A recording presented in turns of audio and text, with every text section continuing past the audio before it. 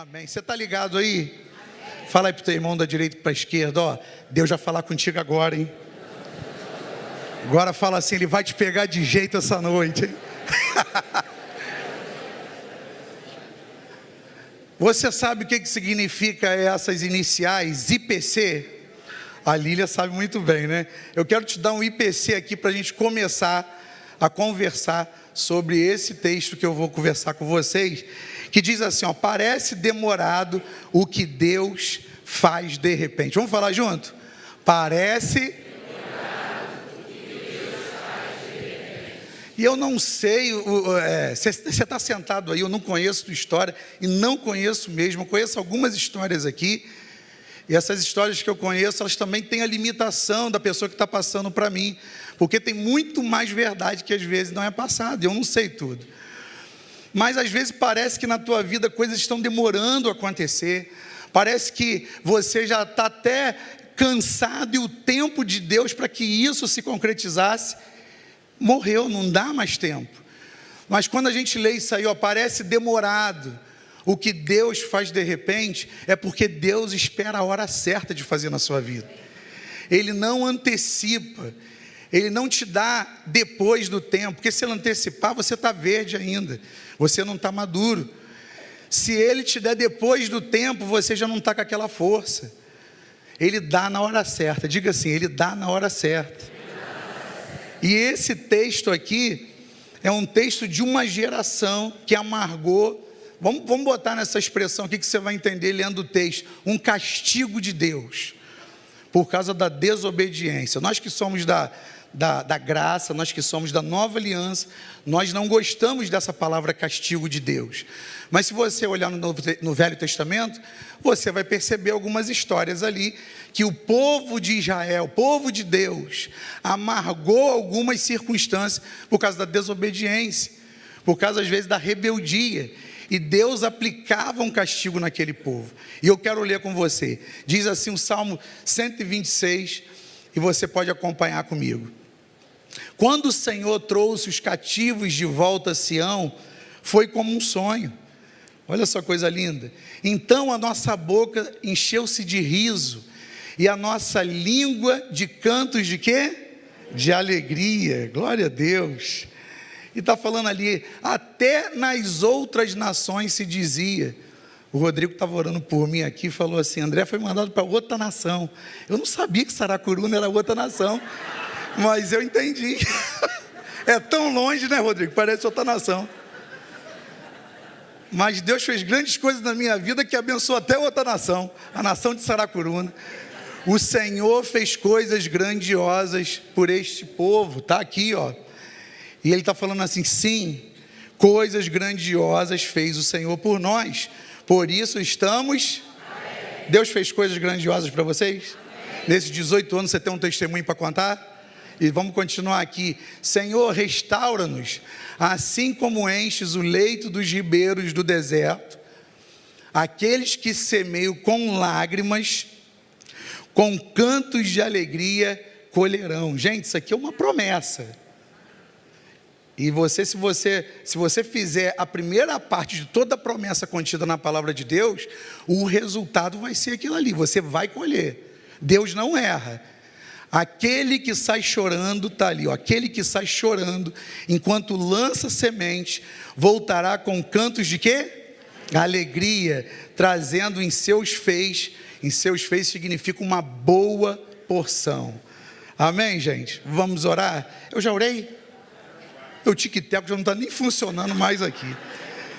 Eu já orei várias vezes ali, desculpa, tá, gente?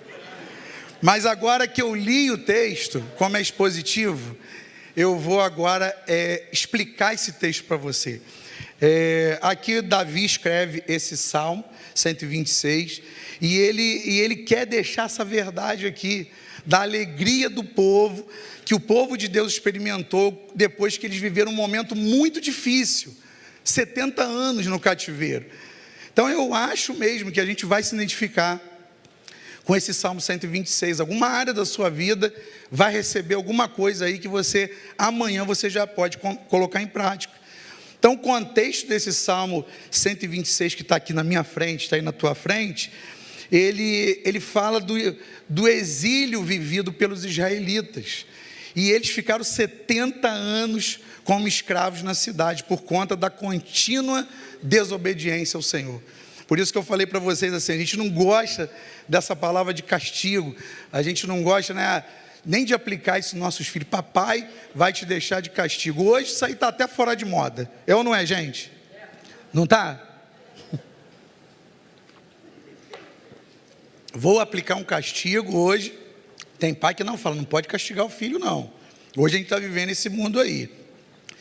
Mas passado esse período profético, vários profetas alertaram que Israel, nesse tempo, eles iam voltar para a terra de origem.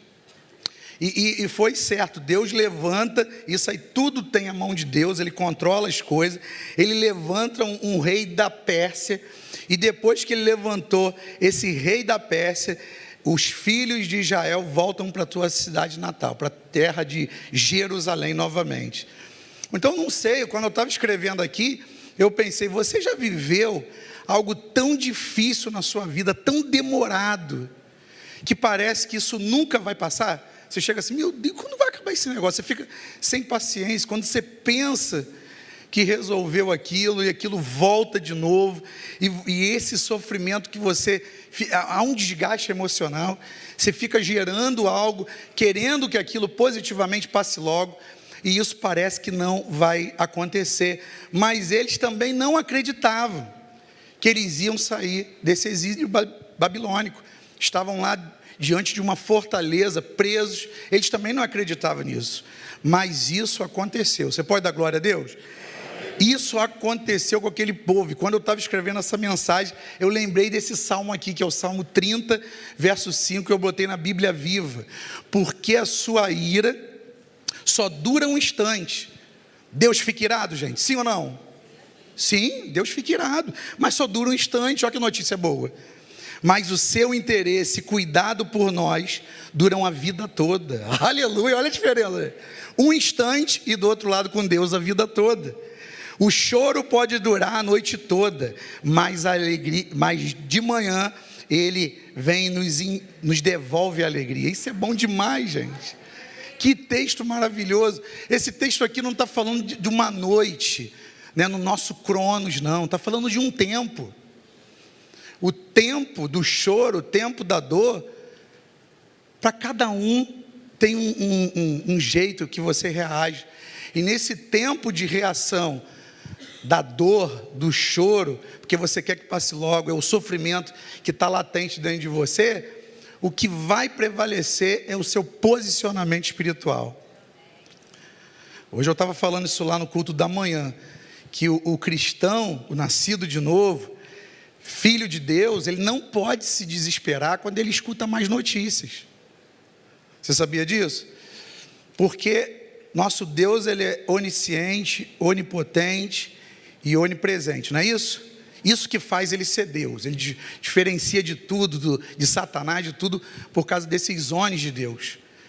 E o nosso Deus, ele é o único que tem o poder de conhecer a gente por dentro, por fora. Se a gente está rindo, mas por dentro a gente está triste. O nosso inimigo não. O nosso inimigo, a gente demonstra como a gente está, se a gente está abatido, se a gente está mal, quando a gente começa a ter reações no externo.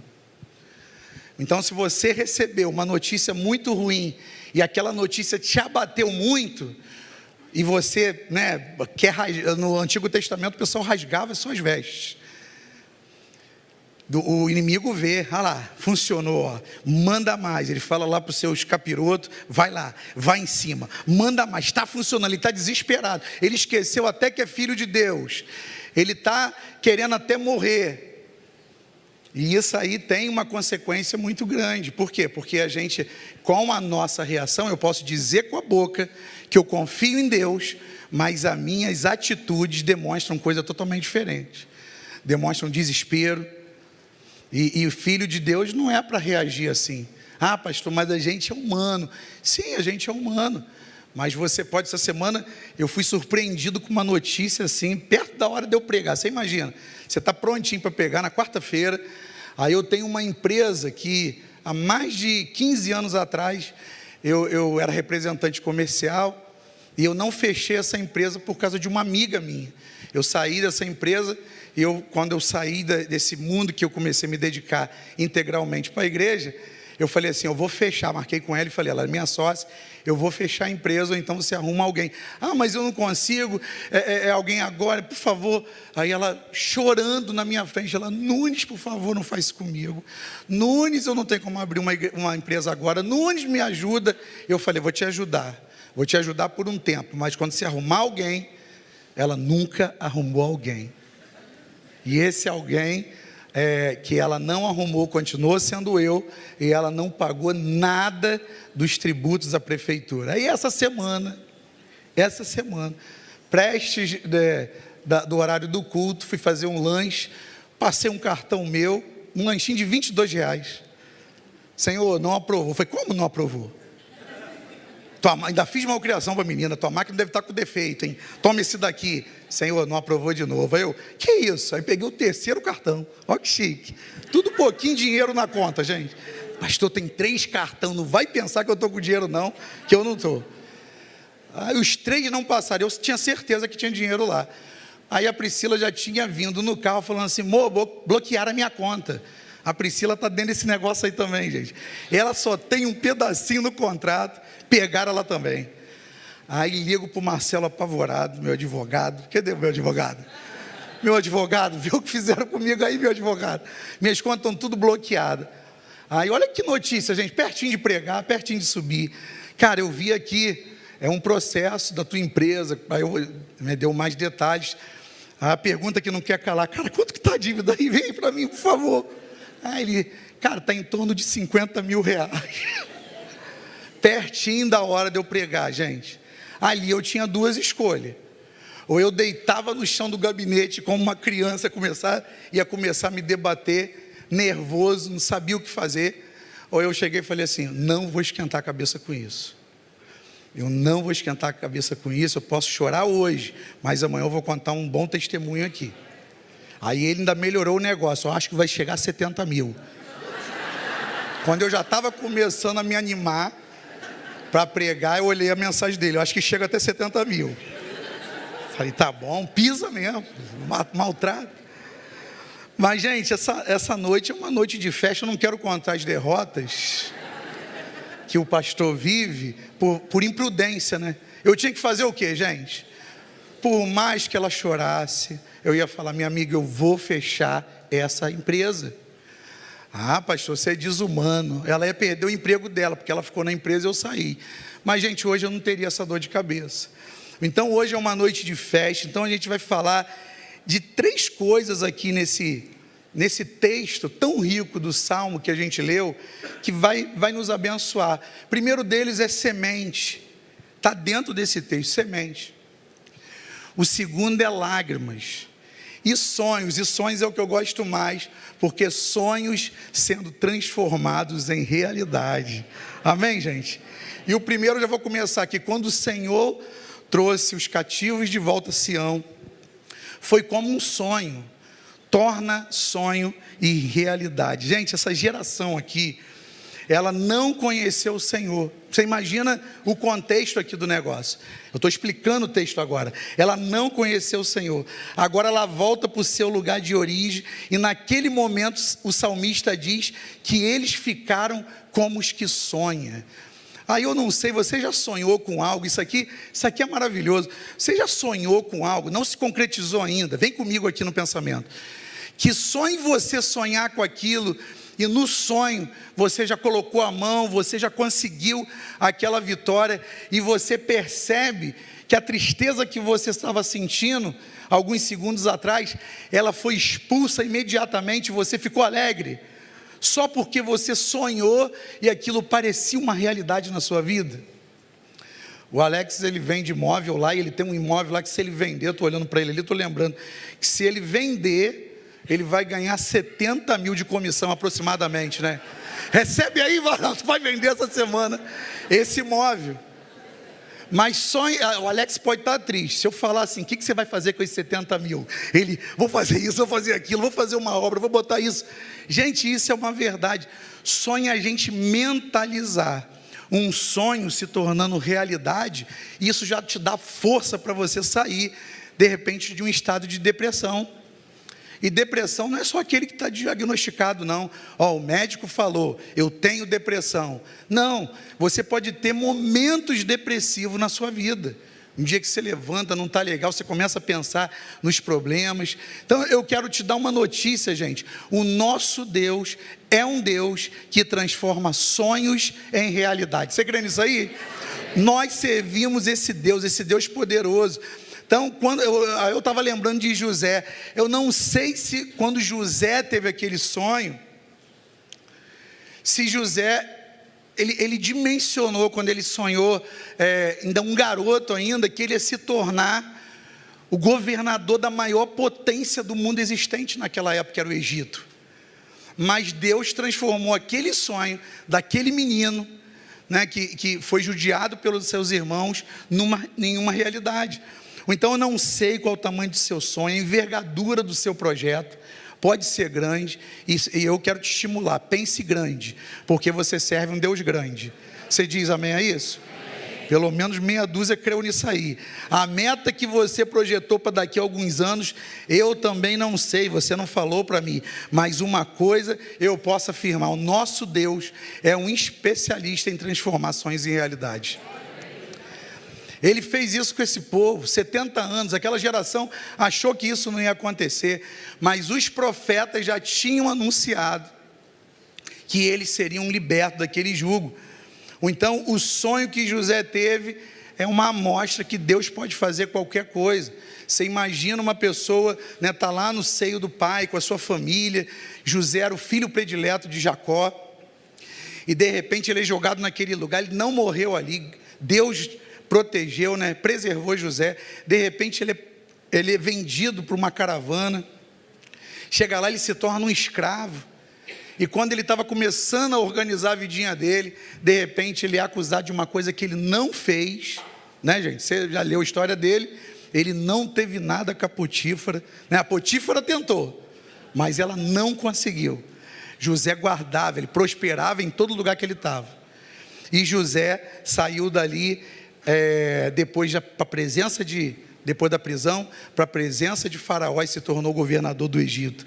Então, gente, que coisa linda. Eu posso afirmar hoje, se os teus sonhos, grave isso aí, se os teus sonhos estiverem alinhados, isso aqui vai fazer toda a diferença, para você entrar na tua terra prometida, estiverem alinhados com os planos de Deus para a sua vida, eles vão se concretizar em nome de Jesus. Meu sonho tem que estar alinhado com os planos de Deus para a minha vida. Tem gente até que força a barra, tem gente até que faz coisas que não deve para conseguir algo que sonhou, mas quando chega lá e mete a mão naquele sonho tão esperado, aquilo é cinza, aquilo não tem cor, aquilo não tem sabor de vitória. Com Deus não, com Deus é totalmente diferente. Então tudo já está pronto, gente. A nossa vida já está pronta, e tem gente que não acredita no Salmo 139. O Salmo 139 vai falar o seguinte, lá no 16, que quando você era uma substância ainda informe, sem forma, Deus já tinha todos os teus dias planejados. Caramba, todos os meus dias planejados? Sim, Ele já tinha os teus dias planejados. E eu gosto de falar isso, porque às vezes a gente vai vivendo, né? A gente vai vivendo igual o profeta Zeca Pagodinho, deixa a vida me levar, vida leva eu, não é assim? Mas não é assim para os nascidos de novo, que conhece os mandamentos, que conhece a palavra. Deus deixou registrado lá, eu tenho um plano para você, e agora que você se tornou uma nova criatura, agora que os teus olhos foram abertos, existe uma responsabilidade que é minha. Qual é a responsabilidade? Não saia da escada rolante. Pastor, que escada rolante é essa? Que naquele tempo bíblico nem tinha escada rolante, não tem texto nenhum que fala disso, mas eu gosto de dar esse exemplo. O Espírito Santo, ele é como uma escada rolante, que ele te convida a andar nele todos os dias, e ele só pede uma coisa: não saia da escada rolante. Não tente resolver a sua vida se apoiando, igual Provérbios fala, no teu próprio entendimento, achando que você pode, achando que você é o cara, que você domina, sem colocar Deus à frente e falar: Senhor, sem ti eu não posso ir, sem ti eu não consigo fazer. Hoje eu estava lá pregando em Saracuruna, e eu tenho esse jeito de pregar e de dar aula, que eu pergunto o povo, né? Às vezes fica no ar assim, fica todo mundo me olhando igual vocês, mas eu gosto quando alguém é abusado e responde o que eu pergunto, geralmente é errado, e eu falo errado, que eu falei assim hoje, presença de Deus, estava falando sobre presença de Deus, valorizar a presença de Deus, e eu falei o seguinte: Moisés recebe uma proposta que todo crente do século 21 gostaria de receber.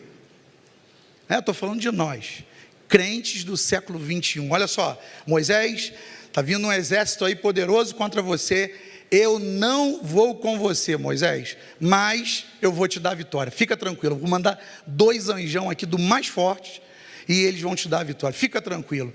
Aí, que proposta boa, aí, irmã, que proposta boa, né, irmãos? Aí a irmã: proposta maravilhosa, pastor. Aí eu falei assim: não, minha irmã, não. Ele vai nos dar a vitória.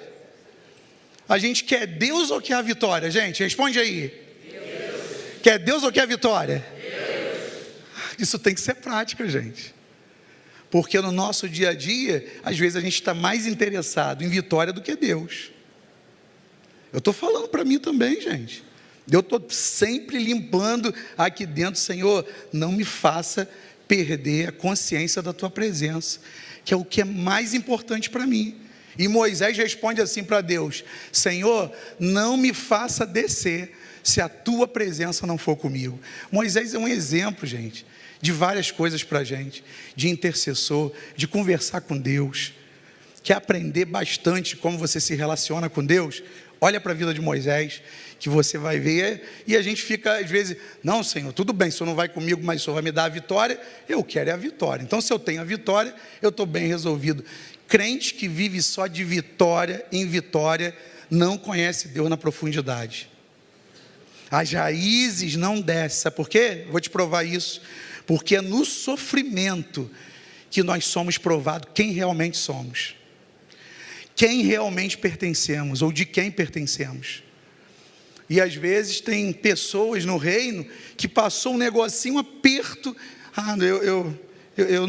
essa vida de cristão não é para mim não. Hoje não é diferente, e esse povo amargou aqui um resultado terrível. Hoje eu vou falar para vocês aqui: amargamos resultados horríveis, estamos vivendo em alguns cativeiros da nossa vida por causa do mesmo problema. Qual o problema, pastor? Vamos falar junto, tá lá atrás, ó. Desobediência. Gente, a desobediência tem um filho. Você sabe o nome do filho da desobediência? Você não vai responder, mas o nome do filho da desobediência é Lúcifer. Desobediente, rebelde. Mas só que a obediência também tem um filho, e esse nome se chama Jesus. Emanuel, Deus conosco, Todo-Poderoso. E Jesus é um exemplo para a gente de obediência perfeita. Quando ele estava ali no Getsêmani, tendo apertado, ele sabia que ele ia passar pelas últimas horas de muito sofrimento, a presença de Deus ia ser retirada dele, e ele suou até gotas de sangue, ele tamanha angústia, ele chega e faz essa oração: que não seja feita a minha vontade, mas a sua, Senhor. Amém, gente? Isso aqui é um exemplo para nós. Então, se os teus sonhos estiverem alinhados com o propósito de Deus, é possível sim, independente das circunstâncias. E o segundo ponto que eu quero abordar é isso aqui: então a nossa boca se encheu de riso, e a nossa língua de cantos de alegria. Até nas outras nações se dizia: o Senhor fez grandes coisas por este povo. Isso aqui, o destaque aqui é boca cheia de riso. Você sabia que Deus é o maior interessado em fazer de você um testemunho da alegria dele aí pelas ruas? Sabia? Às vezes você vê que tem crente às vezes que vem para o reino e não vive uma vida experimentando a vontade do Senhor, que já está expressa na palavra. Qual é a vontade do Senhor, gente? Ela é boa, agradável e perfeita, não é isso? Tem muito crente que não está experimentando isso. Infelizmente, aqui em Jacarepaguá não, mas em Saracuruna, vários não estão experimentando. Aqui essa igreja maravilhosa, o bispo gava um vídeo com as ruínas de Israel atrás dele, de Jerusalém, coisa chique, né? Mas, gente, a gente tem que entender o seguinte: se eu agora sou uma nova criatura, se Deus trabalha comigo nessa dinâmica de bom, agradável e perfeito, por que eu vou ser um crente com cara de limão? Você conhece crente cara de limão? Dá uma olhada aí para o teu vizinho aí. Não estou falando que ele está com cara de limão, não. Mas olha para ele e fala assim: você tem cara de limão, irmão? Deixa eu dar uma olhada aqui. Uma pessoa que nasceu de novo e está experimentando a vontade do Senhor, que é boa, agradável e perfeita, não pode ter cara de limão. Não pode de jeito nenhum, claro que não. Nós já experimentamos o amor de Deus. Eu gosto do Elinho, que o Elinho fala assim: meu irmão, se Deus não fizesse nada para você... Quantos conhecem o Hélio Peixoto? Ele fala assim, ó: se você é nova criatura, se Deus já te salvou, você já está no lucro há muito tempo. Se Deus não fizer mais nada por você, e só vai te dar a vida eterna, você já tem um lugar certo, com Ele na glória, você já está no lucro. Mas a gente fica preso nessas coisas daqui, e a gente fica com cara de limão, porque a gente inverte às vezes o nosso modo de viver segundo a palavra de Deus. Essa é uma verdade. Jesus, quando está em Mateus 6,33, quando chega lá no 25, ele começa a falar de comida, ele começa a falar de bebida, ele começa a falar de coisas que a gente necessita para o nosso dia a dia. Só que ele coloca essas coisas em secundário, num plano secundário. E ele fala algo lá no 33, que é a receita da gente ser próspero aqui em todas as áreas da nossa vida. Só que quando a gente está travado e a gente não consegue andar, é porque a gente faz do texto de Mateus 33, isso aqui, ó, que vocês vão ler: buscai primeiro as coisas deste mundo, e em segundo lugar o reino de Deus e a sua justiça, e tudo lhe será acrescentado. Tá certo, gente, isso aqui? Sabe por quê? Porque a gente inverteu a ordem do negócio. E se inverter a ordem do texto, você não vai viver a promessa de Deus para a tua vida. Como é que seria aqui certinho? Buscai primeiro o quê? E a sua justiça. E tudo o que você precisa, comida, bebida, provisão do dia a dia, para você vestir, para você pagar tuas contas, para você abençoar tua família, teus filhos, tudo lhe será acrescentado. Aleluia! Mas por que às vezes tem crente cara de limão? Porque está conjugando assim, ó. Está pegando o texto, está colocando desse jeito aqui, fala: não, estou buscando. E o arquivo nunca está errado lá em cima, gente. Sempre aqui embaixo. Você conversa com as pessoas, por que as coisas não estão funcionando. E eu sempre falo isso: vem cá, você já examinou como é que você está vivendo? Você está vivendo de acordo com a palavra? Aí a pessoa: não, mas para mim está tudo certo. Quando começa a falar, a gente vê que está tudo errado. E aqui, isso aqui tudo é lágrima, gente. Está tudo dentro das lágrimas que eu estou falando. É um momento que a gente está vivendo, às vezes, difícil. As coisas podem não estar dando certo no momento hoje. Hoje está tendo mais lágrima do que sorriso no seu rosto. Isso não quer dizer, porque você chora, que você é um cristão com cara de limão, de jeito nenhum. Mas a severidade desse momento vai passar. E Deus, Ele faz isso. Depois que passa, e Ele que esquadrinha o coração percebe que você aprendeu, Ele te coloca num lugar de descanso. Amém, gente? Deus não tem prazer de ver você sofrendo. Deus não está indiferente à tua história. Pelo contrário, Deus quer te abençoar. Deus quer fazer você sorrir. Ou então, essa parte aqui vai falar assim: coisas grandiosas fez o Senhor por nós, por isso estamos alegres. Isso tem que ser uma consciência. Ó, ainda não aconteceu, mas está no forno, vai acontecer. Você já pode gerar no teu coração alguma coisa que você tem orado aí, alguma coisa que você tem pedido a Deus, vai acontecer. E Deus quer que você crie expectativa, gente. A expectativa é a melhor coisa que tem. A gente começa muito o culto falando assim, você está com expectativa para o que Deus vai fazer essa noite? Aí tem gente que está ali todo borocochô, expectativa nenhuma, pastor, não sei nem por que eu estou aqui. Vai ser difícil trabalhar com uma pessoa assim, porque Deus quer que você tenha fé para acreditar. Não, hoje não está legal, mas amanhã vai estar. E se amanhã não estiver legal, mas depois da manhã vai estar. E o negócio vai acontecer, gente. Quantos estão animados essa noite aí? Então o nosso Deus, gente, ele não faz coisas medíocres, coisas pequenas, coisas médias. Não sai disso aqui. Não, o nosso Deus é mais que abundante. Quando você lê os milagres que Jesus fez, revelando quem era o Pai, Ele fez coisas grandiosas, para mostrar ao povo, ó, o Pai é assim, o Pai faz coisas grandes. O Pai, quando Ele faz, Ele não faz só para dar continha certinho, uma multiplicação de pães e peixes. Ele chega ali naquela contagem, ali, mais de 10 mil pessoas, contando com mulheres e crianças. Se Ele provesse ali alimento para mais de 10 mil pessoas, não seria um grande milagre? Sim ou não? Ele ia falar para os discípulos, todo mundo comeu? Não sobrou nada, mestre. Mas está todo mundo a olhar para as pessoas assim, não aguento mais comer. Que milagre poderoso, é ou não é? Mas não é assim. Para mostrar a natureza do nosso Deus, Ele fala assim, todo mundo se alimentou? Mestre, está todo mundo de barriga cheia. E o que sobrou? Sobraram mais 12 cestos cheios. Amém, gente? Essa é a natureza do Deus que você serve. Um Deus que faz coisas grandes na sua vida. Então, Ele está preparando você. Mas uma coisa que Ele pede nesse momento é que você reconheça. Eu botei aqui, ó, temos que entender que as coisas grandes se revelam no processo de crescimento. Ninguém gosta do processo, gente. Eu sempre, quando preguei aqui, falei um pouquinho sobre processo. Prego lá em Saracuruna, onde me convidam para pregar, que nós não gostamos daquela palavra ali em amarelo. Porque no processo, o processo arranha. O processo é mais ou menos isso aqui. Isso aqui é uma coluna de ferro.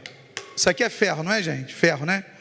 Você imagina se essa coluna aqui, ela tivesse com uma crosta aqui muito forte, né, de ferrugem, e que para eu poder dar uma tinta aqui, eu não podia pintar em cima disso. Ou então eu vou usar determinadas lixas para poder colocar isso aqui lisinho, ó, a ponto de receber uma tinta e ficar assim, bonito, ó. Então os processos é mais ou menos isso aqui. Dependendo do nível da tua crosta aí, ó, que está em você, a lixa vai ser mais dura e vai ter que esfregar com força. E quando esfrega, tu, ai Senhor, está doendo, mas está saindo coisa aí ruim de você. Amém? Quantos estão me entendendo aqui? Está saindo coisa de você e a gente não gosta. Daqui a pouco você caminha e entende que é um processo que você está crescendo, que você está desenvolvendo, amadurecimento, a lixa muda. Já pega uma lixa, quem faz pintura, entende aí obras, aí a lixa é só para dar aquele liso, né?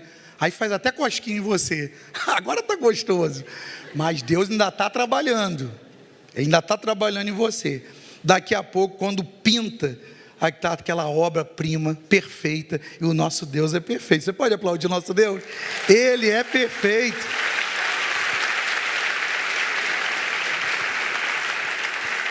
E tem esse processo, às vezes a gente já quer a coisa pronta, a gente já quer a coisa grande. Eu quero o grande do Senhor. Lá foi engraçado, lá em Saracuruna, pastores, que no dia que um pastor foi me entregar lá o diploma dele de ordenação, me trouxe as suas credenciais lá no gabinete, momentos antes de eu pregar a palavra, foi o dia que eu preguei uma mensagem da vassoura ao microfone. Aí eu falei, então quando a pessoa me mostra os seus credenciais, as suas credenciais, essa pessoa já está indicando, isso aí é vassoura, não dá microfone. Eu olhei para ele na hora assim, falei, ele, caramba, logo hoje que eu mostrei minhas credenciais, poderia ter sido ontem. Aí depois eu fui falar com ele, pastorzão, aquela palavra já estava pronta, não tinha nada a ver com o que você fez, tá? Legal isso. Mas quem nasce grande é filho de monstro, é ou não é, gente? A gente não nasce pronto. Você viu aqui o nosso bispo com o rosto novinho aqui, quando inaugurou em 2004 a igreja, né? Hoje ele está com aquela barba branca, né? Envelhecido pelo tempo. Ó, se estiver me vendo aí, não vai puxar minha orelha, não. Deve estar escutando a gente. Mas ele ainda está bonitão, tá ou não está, gente? Está um coroa bonito, não está? Eu chamo ele de um coroa bonito. Mas, ó, hoje o bispo, você conversa com o bispo hoje, há 12 anos atrás, quando eu cheguei aqui, é um outro André, é um outro homem de Deus. A patente espiritual dele mudou. Ele consegue enxergar e ter sensibilidade de coisas que ele não tinha há um tempo atrás. É um processo de crescimento.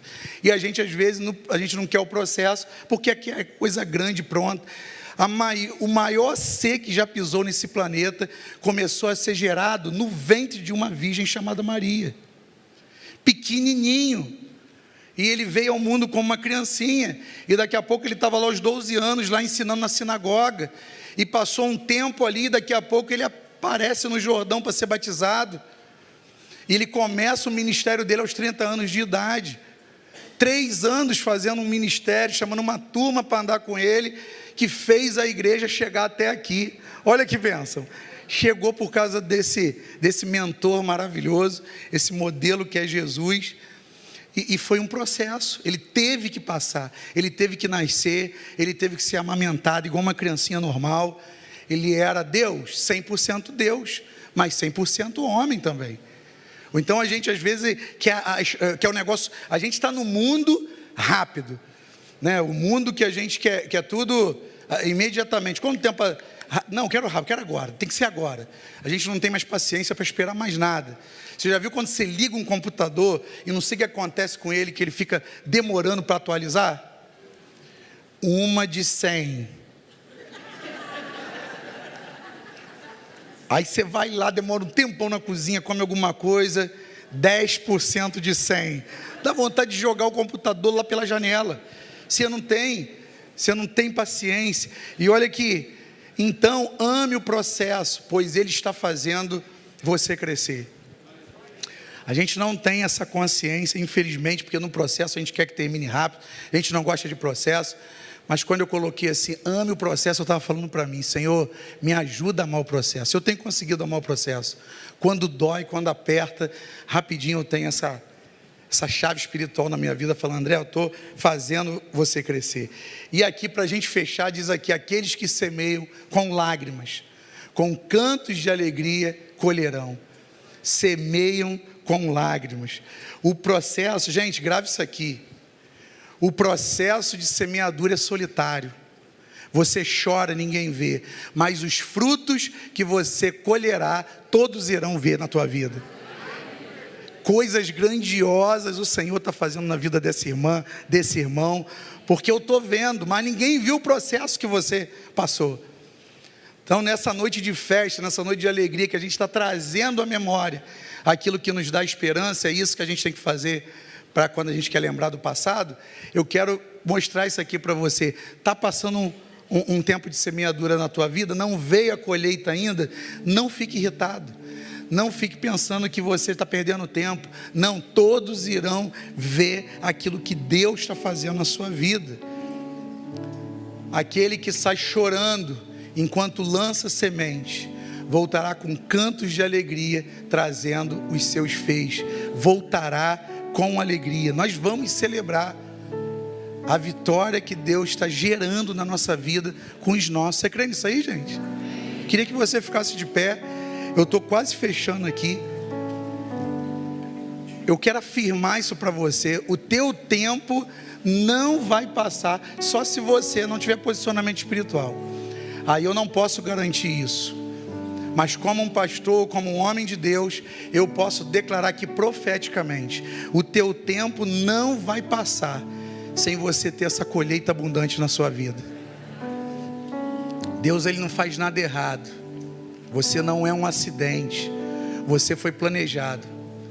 Você está dentro do Salmo 139. Antes de eu nascer, os meus dias já estavam planejados por Deus. Então, se nós servimos um Deus que é Pai, que cuida de nós, e quando a gente lê Mateus 7, lá no texto, lá no corpo do texto, fala assim: vocês sendo maus, vocês sabem dar coisas boas aos filhos de vocês. A gente entende isso na nossa humanidade. É fácil entender esse exemplo. Claro, eu quero fazer o que eu puder para abençoar a vida da Letícia e da Nicole. O que eu puder financeiramente, emocionalmente, eu vou me dar para elas, para que elas tenham de melhor dessa vida. Mas às vezes a gente não acredita, e o texto fala isso: vocês sendo maus, vocês sabem dar coisas boas aos filhos de vocês, mas vocês não entendem que o Pai está acima disso, e os planos que Ele tem para cada um de vocês são planos de paz e não de mal, para dar o fim que vocês desejam no coração de vocês. Então, que bom as pessoas, quando assistirem a tua vitória e você mostrar os seus feixes, né, a sua grande porção, eles vão falar isso aqui para você: que bom que você não desistiu. Que bom que você não desistiu. O pessoal da galeria, que bom que você não desistiu. E tudo está em permanecer. Eu agora sou de Deus, já dizia Matos Nascimento. Eu agora sou de Deus. E o que me resta, não só por essa opção, mas só me resta acreditar que Ele tem o melhor para mim.